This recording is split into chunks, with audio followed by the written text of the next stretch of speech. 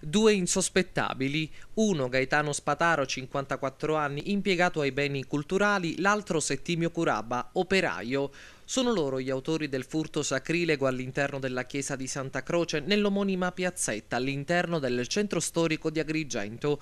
Candelabri in oro e paramenti sacri che i due stavano asportando prima di essere sorpresi e fermati in flagranza di reato dai carabinieri, agli ordini del capitano Giuseppe Asti, giunti sul posto allertati da una telefonata.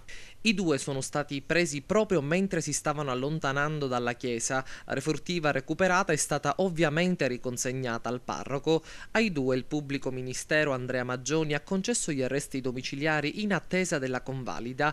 E altro tentato furto sacrilego a Realmonte, dove ignoti hanno tentato di forzare la cassetta delle offerte posta nelle vicinanze di una cappelletta votiva dedicata a Padre Pio.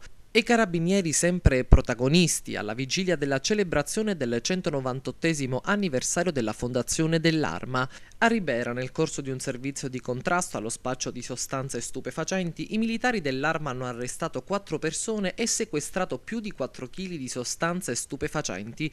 Il blitz è scattato quando i carabinieri hanno bloccato alle porte del paese una Citroen Xara Picasso con a bordo Gian Matteo Modicamore, operaio 25enne del luogo, e Calogero Clemente, 18 anni appena compiuti, studente.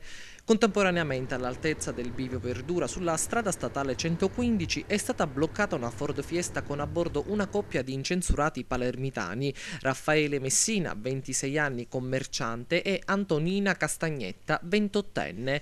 I riberesi sono stati trovati in possesso di poco più di 4 kg di hashish, mentre ai palermitani è stata sequestrata la somma di 3.600 euro, ritenuta provento della cessione appena conclusa. I giovani sono stati rinchiusi nel carcere di Sciacca, tranne la ragazza in stato di gravidanza che è stata accompagnata nella sua abitazione.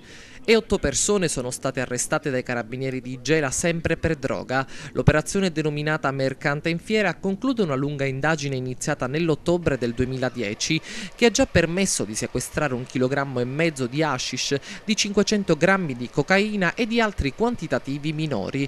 Durante gli arresti della notte scorsa sono state trovate sottoposte a sequestro anche 4 piante di marijuana.